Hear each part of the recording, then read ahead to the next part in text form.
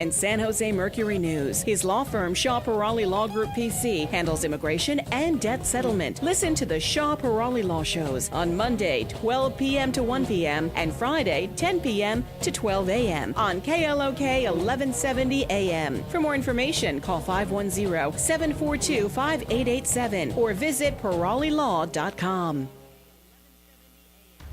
And now, from the San Francisco Bay Area studios, KLOK proudly presents to you the prominent attorney Shah Peerally for the Shah Peerally Law Show, coming at you with over 50,000 watts of power. The Shah Peerally Law Show, where all your views matter.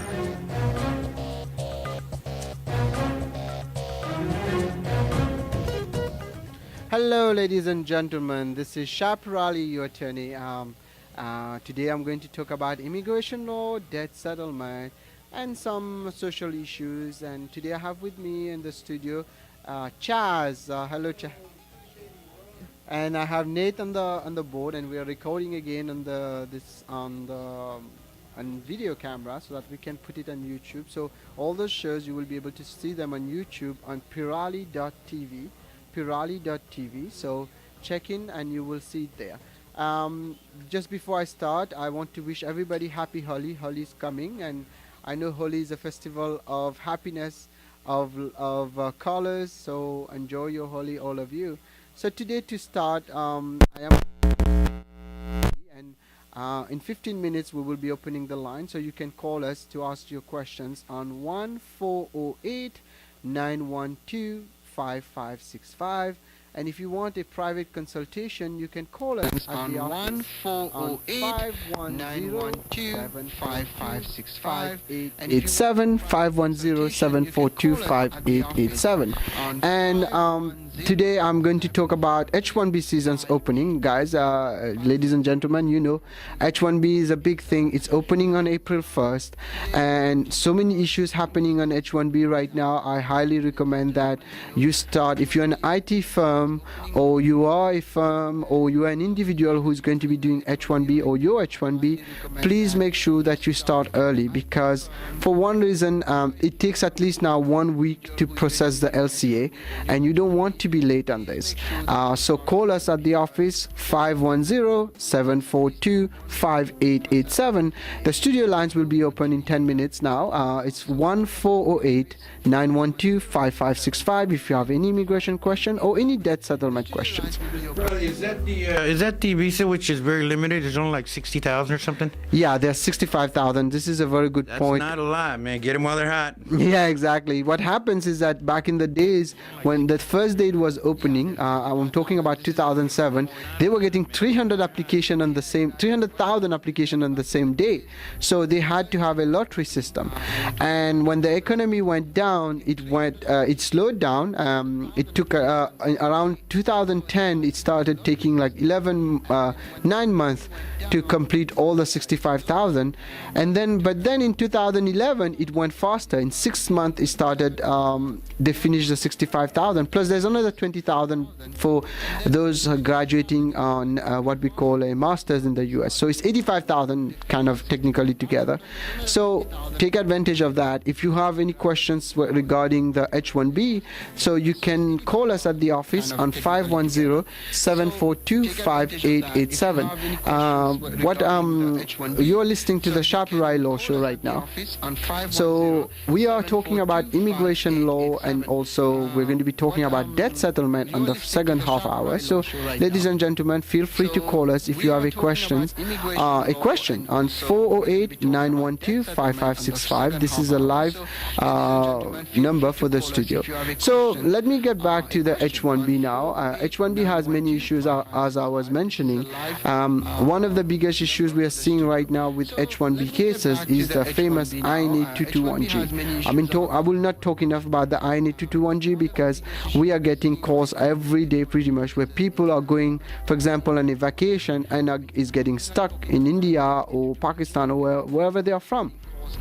It's happening, unfortunately, more for India as we are seeing it. But there was a study which kind of shows that there is a decrease in approval of those H-1Bs and L-1 visas. So you need to be able to have a good lawyer by your side. And we are back on a. This is Shah Peerally, your attorney, and I have with me today Charles and Nick on the board, and we are talking about immigration law, the famous INA 221G, and we are going to be opening the line, like I said, in 5 more minutes now on 408-912-5565. So keep that number ready, 408-912-5565. If you have any immigration question, whether it's family petitions like bringing your parents, whether it's a marriage petition, whether it's a citizenship issue, or an H-1B, I-140 issues, labor certification, we will try our best to answer to you. So today I'm talking about H-1B because H-1B is a big thing happening right now. This is the season. For those who don't know about H-1B, it is a visa that which most engineers or people in the Silicon Valley came on. So we are talking about this today because it's something that is happening. It's happening immediately, so you need to be ready for that. So the number to call if you want to have a private consultation to our office is 510-742-5887, 510-742-5887. Now let me talk a little bit about what is the process of an H-1B, which many people are getting confused with. We're going to take the callers. I know the board is lighting up, so give me 2 more minutes and then we will start taking your calls. So to start the H-1B, in order for you to process your H-1B, you have to have an employer, first of all, and you have to have what we call a bachelor's degree or equivalent of a bachelor's degree, which means either a bachelor combining your experience and your academic credentials, or even you can use your pure experience. For example, they need 4 years for a bachelor in the United States. If you have 12 years of experience, you can, you need actually, 12 years of experience, you will complete, accordingly to the credential evaluation, you will be able to complete what we call a bachelor's equivalent in the US. So let me take the callers now. This is Shah Peerally, you're live on air. Hey, Shah Peerally. Good afternoon. How are you doing today, sir? I'm doing well. How can I help you, sir? I had a quick question for you. Actually, 2 questions. Go ahead. One is for the green card replacement issue with my travel arrangement. My son had a green card replacement, but new green card hasn't been arrived yet, and we are planning to have a visit back home sometime in June. Mm-hmm. And as of now, we don't have the green card. So is there any travel document that we need to make? No, hold on a second. It's already got approved? Oh, yeah. He already had approval. Okay. So this is what you need to do. What's happening is the production of the card is being delayed. You're not the only one, by the way. Many people are getting delayed. I want you to take that approval notice, do an InfoSeek appointment with the USCIS, get a stamp on your passport, and I-551 stamp, okay? It's very important. What is it, 555? It's called an I-551 stamp. You have to make an appointment with the USCIS, either in San Jose or Fremont, wherever is close to you. And local office. Yeah, local office. And then you take the approval notice, you go there, tell them you're waiting on your card. Please give you a stamp on your passport. You have to travel, they will put a stamp. And that stamp is as good as a green card. And just to let you know, advanced parole is gone as soon as a green card gets approved. So I got a situation like that where one person didn't know that. They went to India for vacation, and then luckily they contacted me as a friend, and I told them that they were able to go to the embassy, get something, but it would be more complicated. So get the stamp on your passport before you leave. Hopefully your green card comes at that time, but if the green card is not there, the stamp will stand as a green card. Okay? Oh, good. So that is also, the easier solution, and thank you for the update. My second or the other part of the story is basically my parents were, green card holder. They went back home without filing any paperwork or anything. It's more than 2 years now, and if they want to come back in same status, if any. And which forms should they fill it up? Actually, one time I went to the local office in the local the consulate office in Nepal. They told me to file either one of the form I could recall right now. Either that would be 131 or 191 or I don't know. Okay, your What is the parents have best a your approach? parents have a green card. That's what you're saying. Yeah, they had a green card, but they didn't file any advance forms Okay, how long they get stayed outside? more than 2 years. Okay, then they lost the green card. You need to get them a visitor visa. Oh, so I need to file the visitor visa then? Yeah, either you file a new petition for them for a Uh-huh. green card, or you try to get them on a visitor visa, B1, B2, because the old green card is gone. Unless Oh, they okay. have, unless they had some very very extraordinary circumstances to stay in India, they are stuck. They don't have the green card anymore. Okay. Oh, okay. Oh, then that means and then if they come back, then we can again file the petition here, or which would be the Yes, best it is. approach? It is doable, File the but petition over there or file petition here. yeah, it's always recommended to file over there, but it goes faster when they are here. The problem, if you make them come here and then you do the change of status, they can claim there was a fraud. But the truth is that yes, it's doable, but the intention has not to be formed when they are in India. The intention has to be formed when they enter United States. Give me a call on this one because each case is different, so I have to discuss in privately, tell you all the solutions for them. But there are solutions for them, okay? So What is your number? the number is 510-742-5887, and we'll be glad to talk to you. Can I say something real quick, Mr. Oh, I'm sorry, caller. Go ahead. Go ahead. So thank you very much. Yeah, I'll be glad to talk to you. Go ahead. I just want to mention, just on a side note, disclaimer here: do not hesitate or refrain from acting upon any of the information here. We are here solely for as an educational program. Every case is like a fingerprint. No two cases are alike. So please contact Shah Peerally regarding any specifics. Thank you very much. And the number to call is 510-742-5887. So I have another caller, I think. This is Shah Peerally. You're live on air. Hi, Shah. Is there any bulletin released for the April for the EB2 category? Yes, I think it came out. I didn't have a chance to check it. I will probably check it and post it. But I think it went up, but not that much. Let me check it. I will give information as we go along on the show right now. I'm just going on my laptop and check it. But I know the new bulletin came out. I don't know. I think it moved forward for India. The only problem is just like you know how it goes. Let me see what's happening on April, and then I will keep you informed. I have not checked it. Unfortunately, on the weekend I was a little bit busy. I didn't check it. Okay? Did you post it on Facebook? No, not yet. I'm going to post it probably on my blog, on Immigration Legal blog, by tonight. Okay? Okay, thank you. You're welcome. That's a good idea. Yeah, so all those people probably following me on Facebook too. So bear with me. I've not been on Facebook too much. It's been a little bit hectic with the work and the office. So I'm going to make the admin post it probably on our blog, Immigration Legal blog. Our main website is splgpc.com. I think we have another caller. This is Shah Peerally. You're live on air. Hi, this is Arvind Shah, and thank you very much for taking my call. Hi, I have a Avinder. question on application of H1 extension. Yes. The case scenario is I am definitely over 6 years on H1. Mm-hmm. My petition, my GC has been filed. Mm-hmm. I entered US last on EAD Yes. / advance parole. Mm-hmm. And so far I have my H1 extension valid, but since I have entered on EAD, can I still go ahead and do or extend my H1? Yes, you can extend your H1, but you will have to leave the country to pick the H1B. You can do that because you have an I-140 approved, I assume, right? Yeah. Okay, this is the other thing. You don't really need it. The only time I recommend people to do that if there's something happening. For example, you didn't include your spouse, then you might be able to use that that thing for doing an H4 for your wife or your husband, whoever you're filing for. But I don't you don't really need it. But if you need to do it, you can file it here, but you might have to go outside and come back to pick it up. But there's another issue also. I need to look at it. Sometimes what they will do, they will still attach it, but sometimes they get confused. They say, well, it's not attached to the old one because you completed, you used the other one. But let me ask you a question. When you had you passed only 6 years, have you used more than 6 years, basically using your what we call using your I-140 to extend more than 6 years? Have you done that?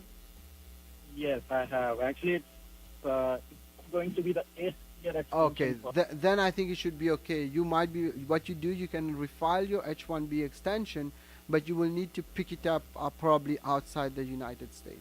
Okay? Yeah. Okay. Okay, good luck to you, and you don't really need to do it, by the way. Okay? Okay. Appreciate. Thank you very much. Thank you. Okay, so another thing I wanted to mention, there was someone who called earlier about the new visa bulletin. Well, actually, the State Department on their website is putting coming soon like a movie. So I don't have the facts for the April 2012.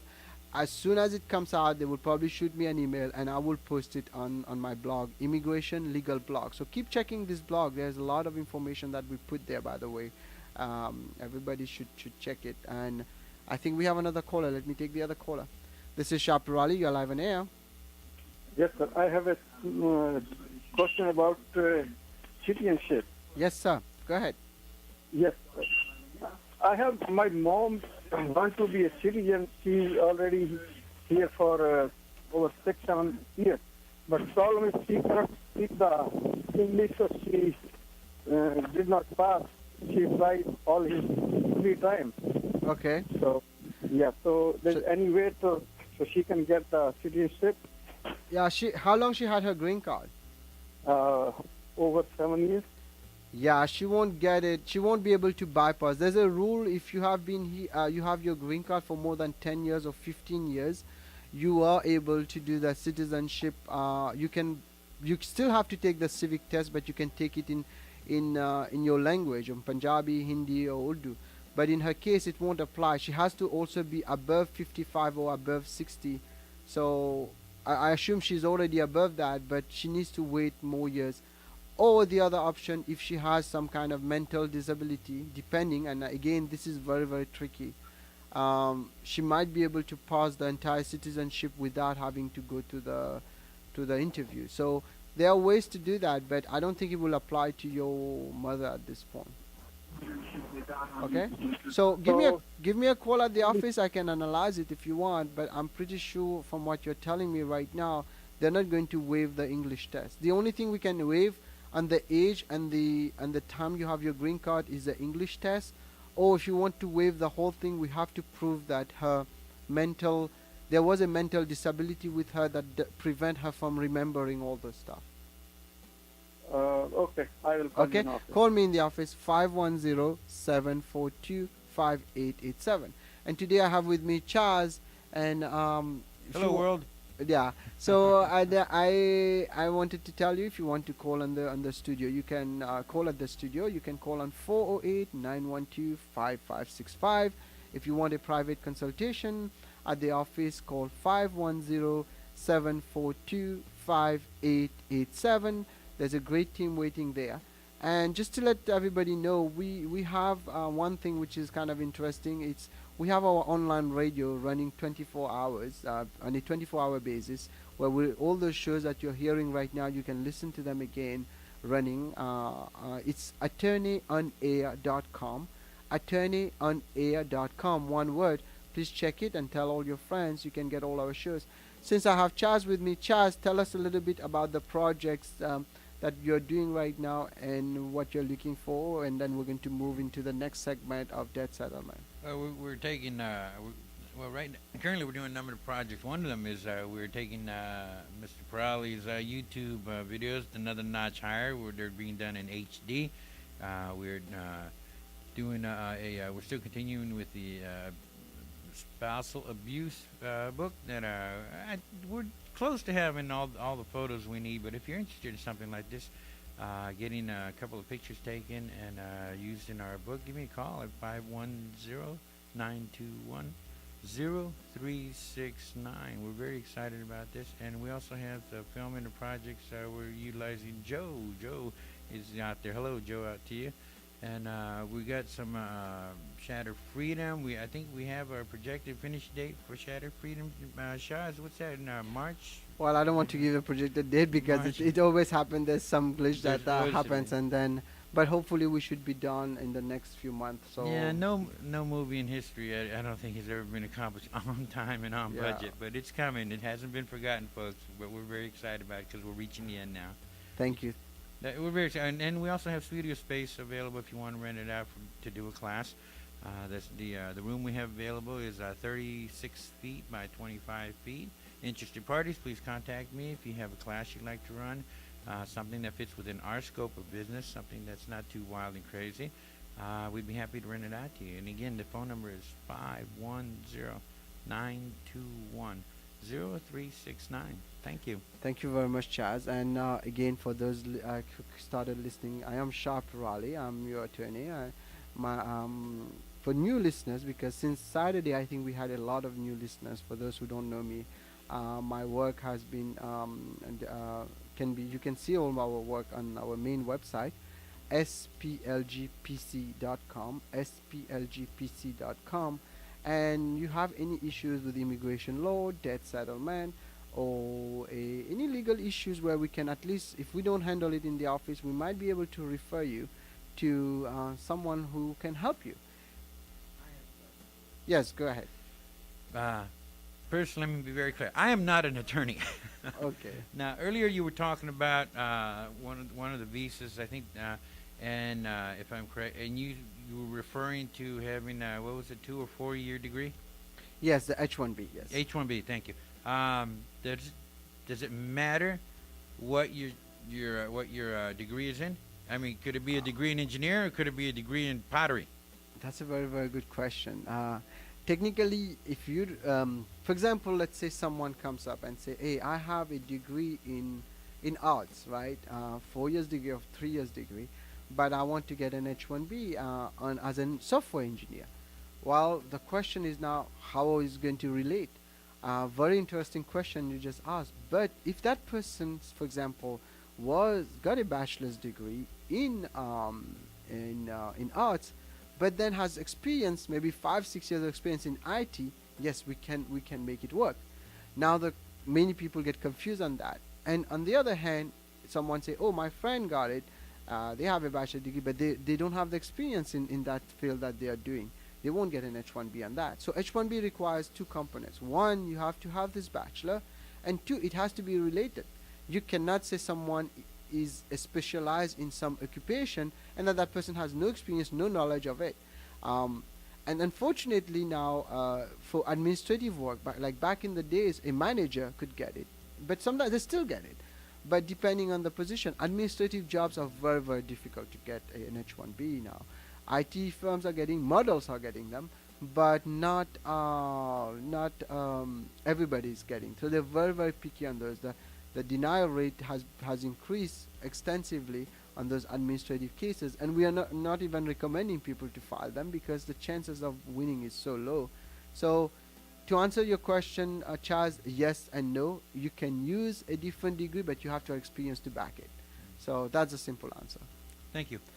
So going back now to our discussion, we're talking about immigration law, and we were talking about H-1B. If you have any questions and you want to ask live at the studio, you can call us on 408-912-5565, or you can call us if you want you have a private question on 510-742-5887.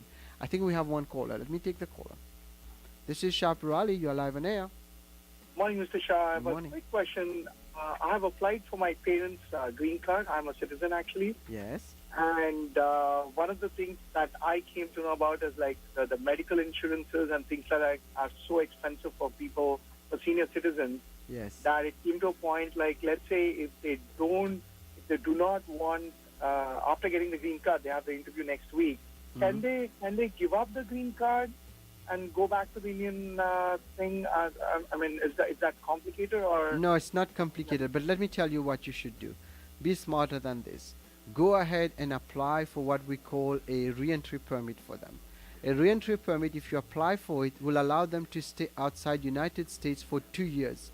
So you will be able to at least buy 2 years, and then after that you decide, you spend so much money probably to do the green card, don't lose it. Don't lose it. You can file for this. It just costs another $300 or so. It's a form I-131. As soon as you file it, they do the fingerprint, they can leave. For 2 years, they can stay outside. And then you don't know, down the road, they might want to come back. Then by the time they come back, you can also look into what we call medical. And again, I'm not a medical lawyer, so I would like you to check it.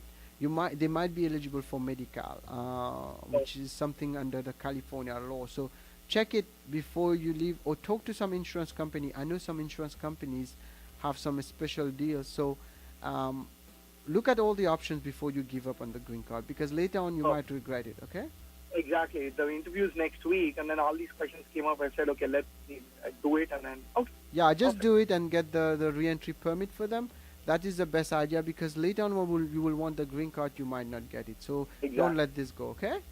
Perfect. Thank you so much. Good luck to you. I think we have another caller. Let me take the other caller. This is Shah Peerally. You're live on air. Here, Mr. Shah, I would like to talk to you right now. Yes, I'm Hello? listening to you. Yeah, you're live on air. Yeah, Mr. Shah, are you Mr. Shah? Yes, this is Shah. Yeah, thank you. Good afternoon. I have a similar question like the other caller did. Like you said, that it has to be for your college degree, but my brother is a doctor and he has experiences also in working in the hospital for 12 years. Yes. And he's holding an OPT, doing the research work, postgraduate diploma. Yes. So what is his chances to go for H-1B from now? Because he has now the extended visa as a OPT. Well, I don't. He has a bachelor. Job authorization now. What did he got an OPT? So what was he studying in the U.S.?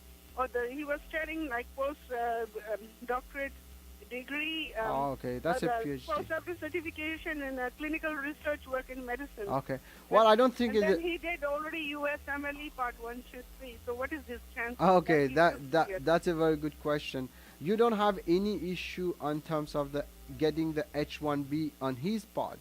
The part that you have an issue is to have a hospital to file the H-1B, or an official body to file it. That part we don't have control. They have to agree to do it. On the side of the legal part, if they agree to do it, I don't see any big problem of getting your brother either in H-1B or even to the USMLE. Ultimately, he can even go for what we call a J-1 visa. So no, USMLE he already completed from 2009. He's here, and he has completed in 2 years. He was a student on USMLE. I understand. He cleared it. But what I'm saying is that you have to have someone to file a petition for him. If he doesn't file that person, even he's qualified for an H-1B. H-1B, it doesn't hold by itself. You need an employer. So without an employer, he's not going to get it. First, he needs to find the employer. Once you find the employer and the employer wants to file it, you can give me a call at the office. We might be able to handle the H-1B for him. It's not... After he finds the employer, then only, right? Yeah, he might also... Next quick question is that my mother is a green card holder for the last 1 year, so which could be faster. The company, if he doesn't get any company to hire him, then he has to wait, and then he has to wait for the hospital to give him residency approval and this year, or he waits for the next year. Yes. Because he has all the completed documents and certification which they will accept. So now he's waiting. So the next thing is my mother is a green. Can she do sponsorship for the married child? No. Short answer, no. If your brother is married, no, your mother cannot file for him. Why not? Is there no change in this rigid immigration regulation? No. Why not a green card or the... yeah, but that's a law. I cannot change it. I can only... Let me take other callers. Give me a call at the office. I can give you more details because I have 5 people waiting on the line. 510-742-5887. But unfortunately, the law doesn't allow. Once your mother becomes a citizen, yes, she can file for your brother. But it's going to take too long. H-1B is the best option, or national interest waiver. Give me a call. Let me analyze for you, okay? Let me take the other caller. This is Shah Peerally. You're live on air. Hi, Mr. Peerally. I had a question related to my husband's immigration. Yes, ma'am. I'm listening to you. Go ahead. His H-1B 6 year is expiring this October 2012. Mm-hmm. So his company filed for his green card in August, his labor certification, and he still hasn't received any response from that. Yes. So we are not sure how to go about filing for an extension because... Yeah, you won't be able to file an extension because the rule is like that. Either you have a pending labor certification for 365 days or an I-140 approved. 2 things you need to do. If your reaching close to the end of the 6 years and this is not happening, like 2 weeks before you need to take a vacation because you can recapture this time. It's very, very tricky. The lawyer who has worked on that case should have known this, and they should tell you what needs to do to preserve that. Otherwise, he will be stuck. He will have to leave the country for 1 year and then come back on a new H-1B. So my advice, give me a call at the office. I can guide you exactly what needs to be done. But right now, what you will need to do is hoping that the labor certification gets approved very fast and the I-140 gets approved also fast. But 365 days you won't get it because you are not, you filed in August 2011, you're saying? Yes. And your H-1B is expiring when? October. His H-1B expires October. Okay, so you're still okay. Right now what you should do, look at it very closely. Hopefully the labor will be approved soon, and as soon as it gets approved, my advice is to file your I-140 on premium processing really fast. And even if that's pending, you go ahead and you file for your extension if 365 days has combined. If not, if the I-140 is approved, then you don't have any problem. You can go for extension of 3 years. If this is not happening and you're reaching close to the October, my advice is to make him leave before that thing goes to the closing date. Leave for a few months in India until that thing gets processed. So it's a little bit, it's very, very tricky. It's all about how the lawyer is going to pay. But I'm sure you still have a good margin in your case. So you're going to be fine, hopefully. Okay? So does it take that long? Because it's been 7 months, so we yeah, were it's not taking, sure. yeah, maximum is taking for most of our cases in the office. I don't know for other people. It's taking 8 months. But it all depends how it was prepared. Because right now many lawyers and many companies have made the mistakes of not doing it properly. And they're getting either audits or they're getting denial. So I just hope that it was done properly. Otherwise, you will have to find a solution really fast. And if you want me to analyze the case and tell you if it is possible to do any kind of other, to look into other options, I'll be glad to do that. Just give me a call at the office, okay? Okay, thank you so much. The number to the office is 510-742-5887. I know I have 4 callers on the board, or 5 of them. Please be patient. Let me get into the next subject, which is very, very important, is debt settlement. I know I'm talking about immigration, but I want to also talk a little bit about debt settlement, because this is something that is very, very important, and it's happening to many people in our community where they are not very, very bad off, what should I put it? They are just facing a hardship on them, and they want to get out. We have people owing $100,000 in credit cards, and they want to they want to get out of those debts because they cannot pay for it. Either they lost their job, lost their business, and what happens next is they look into a bankruptcy, and many people are not able to qualify for bankruptcy. What they do, they contact us, we negotiate those debts. For example, we have got for $100,000, you can get it settled for only $20,000. This is not a debt consolidation. This is negotiation between lawyers to lawyers. We make a deal for you. And there's no fee that we charge in advance for doing that. Another kind of debts that people are settling a lot right now are the second loan on their houses. That doesn't mean you're losing your house. You can still keep your house. For example, we had a client who just came to us with $213,000 he owed on his second mortgage. We settled it for only $21,000. And not only we settled it for only $21,000, they got a payment plan of 20 months, around $1,000 a month with no interest, and they got rid completely of the second mortgage. So let me take another call. I think Charles has one question, but I'll take it. This is Shah Peerally. You're live on air. Hi, Mr. Shah. Thanks for taking my call. You're welcome. My name is Hadid. Hi, Hadid. And I had filed. Hi, how are you? I'm doing well. Tell me, what can I do Great. for you? Yeah, I had filed petition for my parents. They're already here now. Mm-hmm. Just received their green card few weeks back, Congratulations. Now thank you. Now my question is that I have an unmarried brother who is over 21 years. Yes. And I was wondering, can my dad file petition for him? Yes, if he's unmarried, yes, but it's going to take a long time. We're talking about 8 years to 10 years minimum. Because he's above 21. I'm sorry for that. If he was under 21, yes, it will go faster, but above 21 is pretty much a lost deal. So unfortunately, you might want to look at other options for your brother. For example, if he got some good degrees and you can find a job here, you can try into an H-1B, but relying on your parents will take some time. So what about if I file petition for him? Around I'm the a citizen. around the same time, because you are a sister. It's not like you are the parents. So when you add it up, it's the same time. It's always good to have both petition. I repeat that you can file both. You can file one and make your parents file one. The reason for that, unfortunately, is that our parents always, their life expectancy is lower. So you don't want to lose that petition. So yes, you can file both on you file it and your parents, but it will take around the same time, unfortunately. Okay? So what about the processing time which shows on the USCIS website? And I was looking at that, That's a very interesting question. They confuse people with that.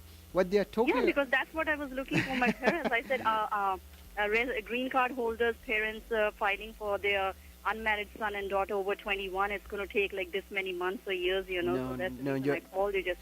There are two things. What they're talking about on what you're seeing on the website of the USCIS is the time it takes them to work on the case.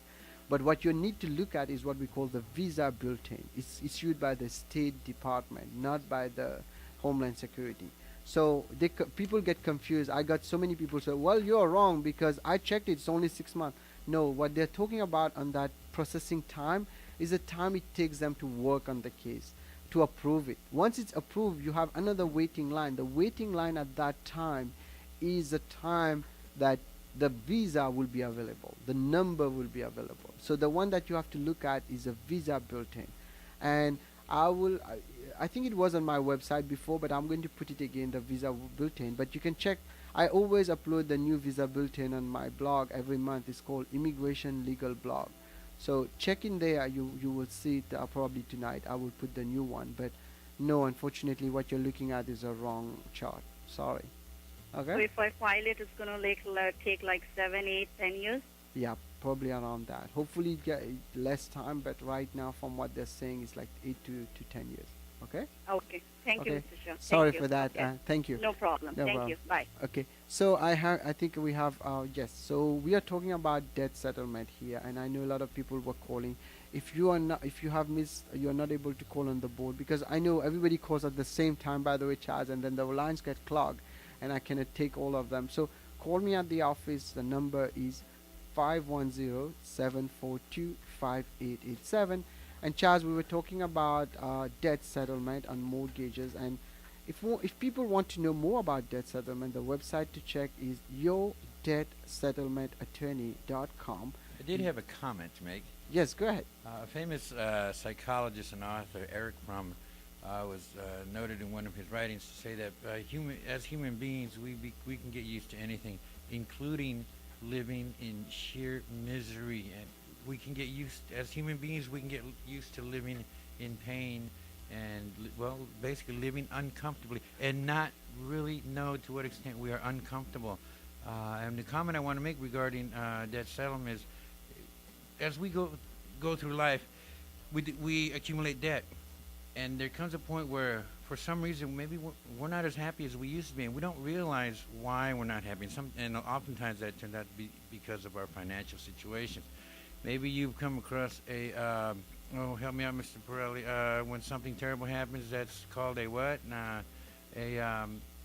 Catastrophe. Catastrophe. When something, if you, for example, you have a small business and your small business now is doing only 50% is only making 50% of the income that it did, say, last year or the year before, that is a hardship. Hardship. That's the word I'm looking for. Yes. And sometimes a hardship comes along in life. Maybe your spouse or one of your children gets very sick, God forbid, or something terrible happens. But a hardship comes into your life, and you don't know that you qualify for certain benefits, such as doing a debt settlement, going through debt settlement, and you won't know until you ask. With Mr. Peerally, there is no charge to come into the office and ask all these questions. What I would suggest is there's no charge. Really get your money's worth here. Write a list of questions. Just in case you don't forget any questions, write a list of questions and say, hey, I can ask you these questions for free. And ask all those questions. And Mr. Peerally will be happy to answer your questions. Yeah, just a caveat here. This applies for debt settlement. We don't charge for consultation or advance fee for debt settlement only, but for immigration, it's a different situation. Thank you. Yes, so it's 2 departments, so sometimes people get confused, and I wanted to make that clear. And again, whatever I'm telling you today is for educational purposes only. You should not act or refrain to act just based on the information I'm providing you. If you want more information, call us at the office on 510-742-5887. And I'm talking about debt settlement, but immigration also. We were talking a little bit about H1B, the new H1B season. The lines are still open for another 5 more minutes. The number to call is 408-912-5565. That's the studio line. Or if you want to call at our office is 510-742-5887. And I am Shah Peerally, your attorney here, and I just to let people know, those who are new, I am an attorney licensed in California in all the major federal courts in California, and also the Ninth Circuit Court of Appeals. Our work has featured on many newspapers, and we have appeared, the entire law firm, we have appeared as expert in many cases. So I think we have another caller. This is Shah Peerally, you're live on air. Hi, I have a quick question. Yes, sir. Listen to you. I am a U.S. citizen, and my mom is on visitor visa. Her visa expiring in next actually few months. Her visa expiring in September of this year, and she is currently visiting us and going back to India in next few weeks. So I wanted to ask you, I wanted to file for her green card. Yes. And now my question is, should I kind of keep continuing her, because should I tell her to kind of get her another 10 years visa, or should I go for the green card? It's up to you. The truth is that right now you can file for a green card because the intention was not there. You are one of those good examples where it's a good idea just to go ahead and file the green card for her. Within 4 or 5 months, she will get a green card. She doesn't even have to leave the country. The other issue you have to look at, if your parents are not planning to stay here, then it might be a waste of money to do this because they will ultimately lose it. But at the same time, the reason I'm telling people to file it because we don't know how the law will go. What happens if in 2 years they change the law and say, now from now on, no parents will be able to get a green card. So you should be able to kind of look at it from a perspective of what is the best for you. If your parents are not intending to stay in the United States, don't file the green card. But there are cons to that. For one, a visitor visa is never guaranteed. I repeat that. Even they had it before, there's no guarantee that they will give it to them again. So okay, that's a very good explanation. Now, if she applies, because right now she has to leave because she's already stayed 6 months and she applied for her extension. So if I want to file for the green card, should I file it while she was in India or while she comes back again here in the summers? You can file right now. It doesn't matter. Even she overstays, you can file. Now the question is that if she comes back and you file it with the intention of filing a green card when they come on a visitor visa, there is a presumption of fraud. Right now, if you file it, you didn't know about it, then the intention when they entered was not there. Even if that presumption is there, there are exceptions to that rule. But I've seen one case at least where they denied the case because they say, oh, you came on a visitor visa with the intention of filing a green card. So there's a risk. The risk is very low. And even their memos say, no, there's no risk. But the truth is that immigration, you know how they work. Sometimes they pick and choose where they want to apply the law. So my advice, if you want to file it with this intention, the proper way is to do it from India. But right now, since your intention was not there, if you file it, even they overstayed on their visa, they will get their green card in 4 or 5 months. 4 or 5 months, both in consular processing or from here, same case? No. Consular processing takes a longer time. It takes almost 1.5 years.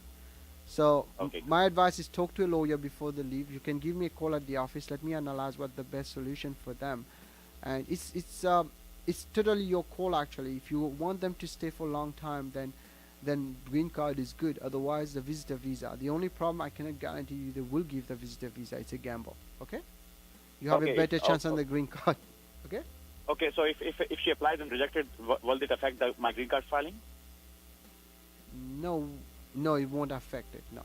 Okay. And what's your consultation charges? Just the consultation charges? It all depends. If it is a simple question, sometimes we don't charge, but usually it varies between $150 to $200. But it all depends on if you want to have a full analysis or just a quick question. If it is a short answer, we don't really. It all depends. Okay. Perfect. So I have your office number. I'll call you back. Thank you. Thank you. Okay, the board is still lighting up. This is Shah Peerally. You're live on air. Hi, Mr. Peerally. My mom is a green card holder. Yes. And she gets pension in India. Yes. So my question, she has pension from India. Yes. So my question is, if she becomes a citizen, does she lose her pension rights from India? I don't know the answer. This is an Indian question. I'm not an Indian lawyer. You might want to ask that for a lawyer who is in India. This is Indian law. Unfortunately, I don't know the answer. Even if I know by law, I'm not supposed to tell it, but I don't know the answer. I'm sorry, because this is Indian law. I am licensed in United States. Okay? Okay? Good luck to you. Let me take another caller. This is Shah Peerally. You're live on air. Hi, I have a question. Recently applied a green card for my parents. Yes. And they got an interview letter this month.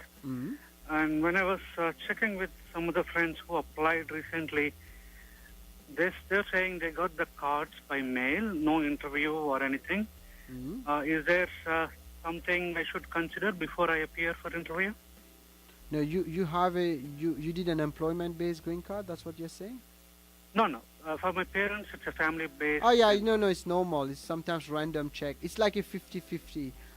Most of the time, if you have not, this is one reason it's always good to have a lawyer prepare the case. If a lawyer who's familiar with that, it avoids an interview because they put a lot of information. But even sometimes we prepare them, we get the interview once in a while. It's usually a random. They will just check few things, ask you a few questions, but make sure on your side you don't have any issues, and you bring all the documents requested. And you can always hire an attorney to go with you at the interview, but you don't really need one. It's something very common. It's not something to panic. Unless your parents have some kind of criminal issues, then it's different. Okay? Okay, it's not like a citizenship interview where you need to prepare and go there, right? You need to be prepared because they will ask a lot of questions about your relationship, the documents you submitted, and things like that. But it's not something where they're going to really... most of the time, I've been to hundreds of those interviews. Sometimes it's very simple. It goes very fast. But if there are issues or the package was not properly prepared, then you need to be prepared. Okay? Okay. That's great. Good luck to you. Let me take two more callers and then I will go back. This is Shah Peerally. You're live on air. Okay, I lost the caller. Hi. Good hi. afternoon, sir. Good afternoon. How are you, sir? I thought I lost you. Go ahead. My question is how many times we can apply for the re-entry permit? Which kind of re-entry permit? You mean on the green card? Yeah. There's no hard and fast rule on that. The truth is that on the second time, they will start getting really irritated. On the third time, they might not give it, because the reason they give you a green card is to stay in the United States. If you're not going to stay, ultimately they're going to say you don't need it. They'll take it back from you. There's no rule. It all depends on them. That's why you apply for it. Let them make a determination. But the truth is, like, most of the time, from my experience, 2 is the max. So don't abuse it. And if you do that too often, they will take your green card. Okay?